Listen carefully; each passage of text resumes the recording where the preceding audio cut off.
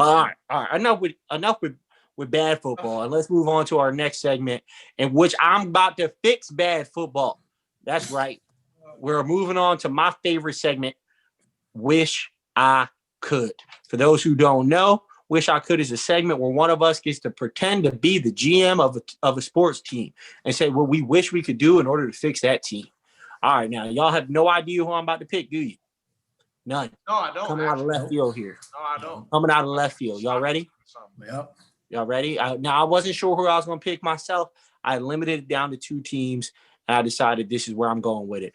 I'm the new general manager of, ready?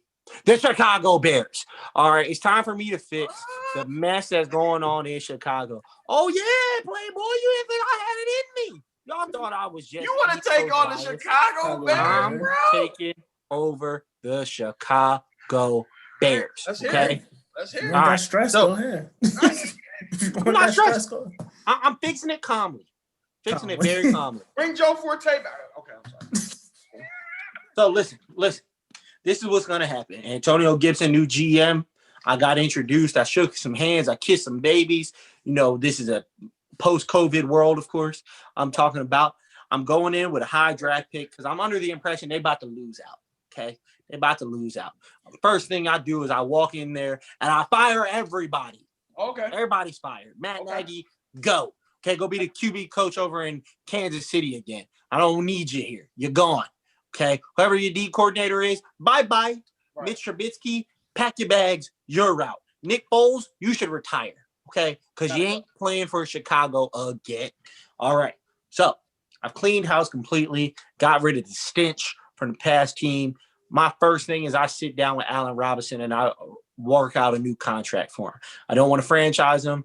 I need to come up with a new contract that I'm going to backload because of what's going on currently, with COVID messing with the salary cap. So I sit down, I give him a 4-year deal, $48 million. 4 years, $48 million, $30 million guaranteed. Most of the money is going to be backloaded, okay? Trying to lower his cap hit in year 1. All right? That's thing 1. Thing 2, I'm coming out and I am drafting my new franchise quarterback. Y'all ready? My new franchise quarterback is Trey Lance, quarterback, North Dakota State. All right? Everybody's projecting he falls a little bit because of Zach Wilson is playing well at BYU. Trey Lance only got to play 1 game this year. I need a strong arm quarterback who can deal with the cold, i.e. North Dakota, who I can really build around, right? So, and he's mobile. He's not necessarily a statue in the pocket. He ran for over 1,000 yards, I believe, his sophomore season, his true sophomore season, or redshirt freshman season. Didn't turn the ball over, was in a dominant system, has produced NFL talent in the past. I'm going with Trey Lance. My next move, in order to solidify this, I need to solidify my backfield, okay? That's where a big issue is right now, is their inability to run football. Now, I'm about to come out of left field here. I'm going to Carolina, and I'm picking up to-be free agent Mike Davis. Mike Davis, who's been on like 8 teams in the past 4 years, it feels like, has done a great job this year in his ability to coach. To spell my guy, Christian McCaffrey. Sorry. So that's where I'm going there. But you're looking around like, Antonio, who's the coach? I mean, we have no coaches. This is embarrassing. Unfortunately, I couldn't hire myself to also coach, which I would do if possible, but that's not allowed. So I'm going to Buffalo, and I'm taking Buffalo offensive coordinator Brian Daboll, okay, who's worked magic with Josh Allen before that. He's a football guy, okay? He's been around the league, been around college and pro football. He was a co-offensive coordinator / QB coach for a little bit in Alabama, okay? So I think, his ability to show he's helped groom quarterbacks, and what he's doing right now with Josh Allen is just out of this world. Okay, so I'm letting Brian Daboll take over my offense, and I'm bringing back Vic Fangio to be my defensive coordinator, who 2 years ago, before he took this Denver job, had Khalil Mack in that defense doing great.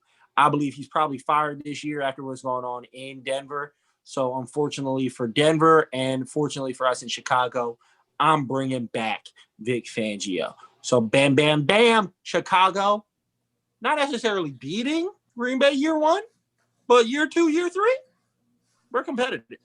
Yeah, I mean, I liked everything you said. The only thing I would have issues with is more the contracts, like with Allen Robinson, and depending on how much you're giving Mike Davis. Mike Davis isn't getting paid much. I figured that's why you picked him because I know like other notable free agents. I think it's like Leonard Fournette would be out there. I think people like that. But no, that works because it's going to be maybe it's a nightmare. Cause I think like Khalil Mack's contract's up around the same time Allen Robinson's will be. Cause I think he's a free agent. Khalil Mack has another year. Allen Robinson is up this year. Yeah, but I'm saying when their contracts end, that'd be a whole nother thing you have to deal with. But I'll deal with that down the pipeline. But as of current fix, listen, any fix is probably better than what they got going on right now. So here's my, because like he said, is now injury prone. Old Mitch Trubisky can't seem to get it done. Matt Nagy. It starts with the quarterback position, okay? Yeah. It starts at the quarterback position. When I bring in Brian Daboll, I need to have a conversation with him. Say, who do you want? Trevor Lawrence, Justin Fields is unreachable for us, okay? Mm-hmm. So we can't get those two guys. But who do you like? Do you like Zach Wilson out of BYU? Do you like Trey Lance? You know what I'm saying? Right. Do you like a Kyle Trask out of Florida? A Matt Jones out of Alabama? Who's the guy you want? But you need a change there, and you need to change the coach too, because Matt Nagy's not getting it done. That's what I'm saying. So I want to marry my quarterback with my coach. I believe that Trey Lance is the best of those options, so I went with Trey Lance. Can we just talk about the flop of Scoob? Lean forward. We can't hear you. Yeah, Mike. My bad. Can we just talk about the flop of Trubisky's draft? Like, look, they messed up. Listen, but the problem is if you harp on the mess up, you can't fix the future. Yeah, okay, right. I'm aware that my predecessor at GM picked the wrong guy.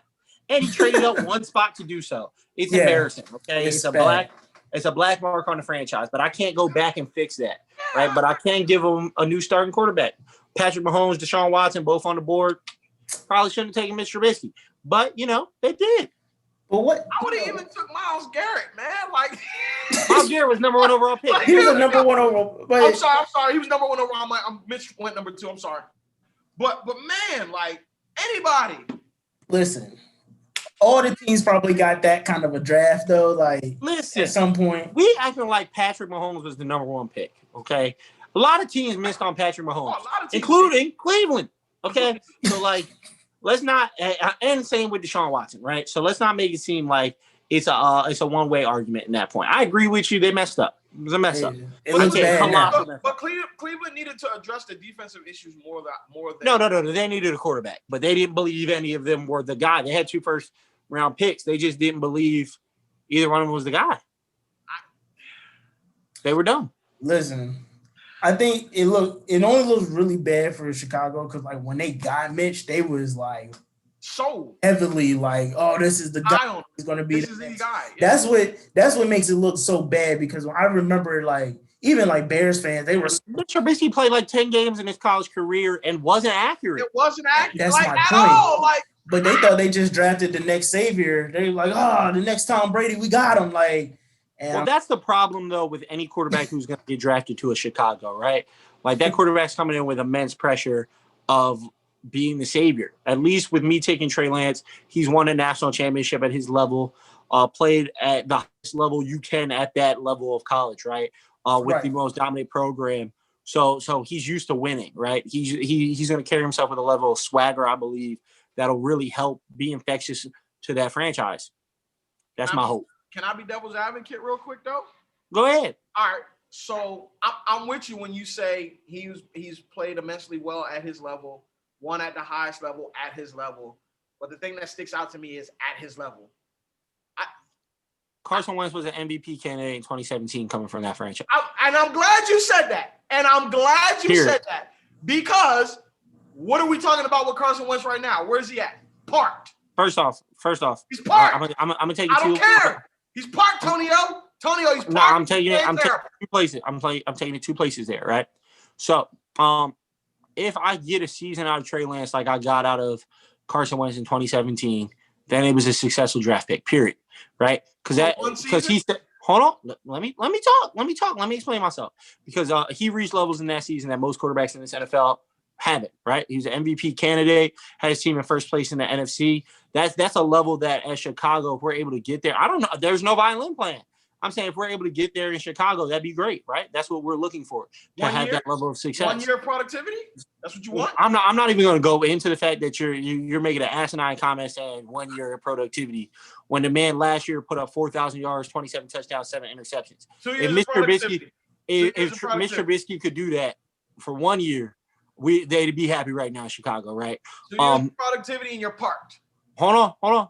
And the year before that, completed over almost 70% of his passes and had 20 touchdowns, 7 interceptions again. And he's parked. And he's cool. Parked. Cool. This is a what have you done for me lately league. But you're also comparing Trey Lance to a player who he's not. Do you know what I'm saying? So you're saying they're the same.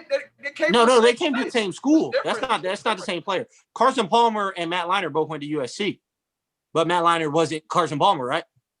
Didn't have nearly as successful of a career in the NFL. Matt Leinart always. Let's not even do the USC. Matt Leinart was a bust. Also had Reggie Bush and Lindell White in the backfield. Like, what are we talking about here? What I'm saying is they both went to the same school. They both were first round picks. Like Vince Young. But go ahead. All right, I'm listening. Oh, I can say the same thing about Joe Burrow and Jamarcus Russell then, right? They both went to LSU. They were both Heisman Trophy favorites. Joe Burrow won it. They both won a national championship. And Jamarcus Russell was Jamarcus Russell, and Joe Burrow is Joe Burrow, right? So you can't compare two different people, period. It doesn't work. It won't work in this league. Anyway, I can say the same thing about Justin Fields then, right? Justin Fields at Ohio State. I can name the 18 black quarterbacks who've been at Ohio State who have been busting the league. Terrell Pryor, Aaron Smith, JT Barrett, you know what I'm saying? But we're not saying that about Justin Fields. So it's unfair to compare. It's not unfair to say because you just made the point. If there are 18 black quarterbacks that went to Ohio State, ultimately the system makes those players at North Dakota. No, but we're not begrudging. We're not holding Justin Fields back because of the fact that he played at that system. Nobody is downing him on a scouting report because Ohio State has a good system. Nobody is at all said the same thing about Joe Burrow. Nobody's at all downplaying these players. It's off of your talent. Donald Walker, and I want to know what happened to Dwayne Haskins. Cardell, what happened? The prisoners of the moment thing eliminates a lot. Like, there were prisoners of the moment in these instances for a lot of people. So you're telling me you think Justin Fields is going to be a bust? That's what you're telling me. I don't know. He hasn't proven enough to me that says he's not gonna. He says he's gonna be successful in the NFL, bro. No way. Have you watched him play? Because if you're watching him play, that's what you can only base it off of, right? College, but that's college to NFL, bro. That's not gonna always translate. That's every player in the league, though. That doesn't work. Okay. That's every player in the league. So that's what I'm saying. So how do we get so high on a Trey Lance and even a Carson Wentz? Like I said, that's how scouting works, man. Come on now. Now you're talking about scouting. That's how scouting works. You gotta show up, brother. That's how scouting works. That's not even a fair conversation. But that's how scouting works. Carson is parked. You hear me? Parked. What does that have to do with Trey Lance? I'm not talking about Carson Wentz. I'm talking about Trey Lance. Like I'm saying, you're gonna bet the farm on somebody that you could possibly only have one good year out of. Listen, so real quick. There are quarterbacks who give you no good years. What are we talking about? I'm not saying. So real quick, because we gotta keep it going. So Go ahead. So real quick, I see what y'all both saying. I'm going to debate you in a sense. Not even debate you. I'm just going to put it like this though. With the whole Carson Wentz situation, I'm not going to keep saying this because everybody who knows me. Listen, everybody. I feel like a player can thrive depending on their system. There's some people who came from the same school who went to different NFL teams, and one can thrive in the NFL and one can die in the NFL depending on where. Like at one point, anybody who went to the Browns, they had 16 quarterbacks. If you're going to the Browns, it doesn't matter how good or how high your ceiling is, because at the end of the day, and you know this because you coach school, it comes down to coaching too. Coaching scheme system. I agree. The whole Carson Wentz situation, I do say, and I am a very big advocate of, I don't like making excuses for players because at the end of the day, players need to be players and they need to find ways to develop. LeBron James always in the gym, even though he knows he's the best player in the world, but yet he still finds ways to get better. As a player, you have that responsibility to find ways to get better. But at the same time, too, I will also say his situation is also one of those things that is not favorable and is showing bad signs of a franchise. because his coach is not giving him any help.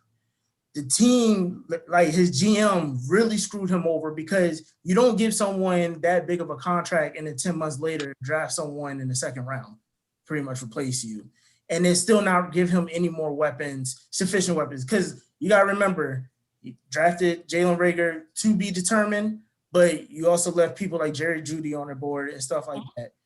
Justin Jefferson. Justin Jefferson. You know, you drafted people like J.J. Arcega-Whiteside, and you leave Terry McLaurin, Pittman Jr., DK Metcalf, and stuff like that. So, yes, he's being part, whatever, but I don't think it's 100% his fault in the sense of, because, again, it could be he has shown that he can do it, and to me, that was more because the system, and we already been through this, Frank Wright was really running the helm more than that, and he went to Indy, and now he's having successful, not one, not two, but three quarterbacks. Where now Doug Peterson, who claims he is the offensive coordinator and head coach, haven't done anything with it, is now coaching that. And now you see the regression because his coach is not putting him in it. That's like me saying, that's like you coaching, there's a 7'2" guy on the team, on the other team, and then you put your point guard to try to front him to stop. You know what I mean? Like, you know what I'm saying? Like, it's certain things were less. I would give you the fact that Carson, some of the regression is on him. Yeah, like out of it is due to the situation that's put around him as well. And I don't like Carson Wentz, and he knows this. That's the only reason why I'm saying that, because I don't even like him. Like, trust me, a guy who has the same first name as me, I'm always rooting for them in the league. Listen,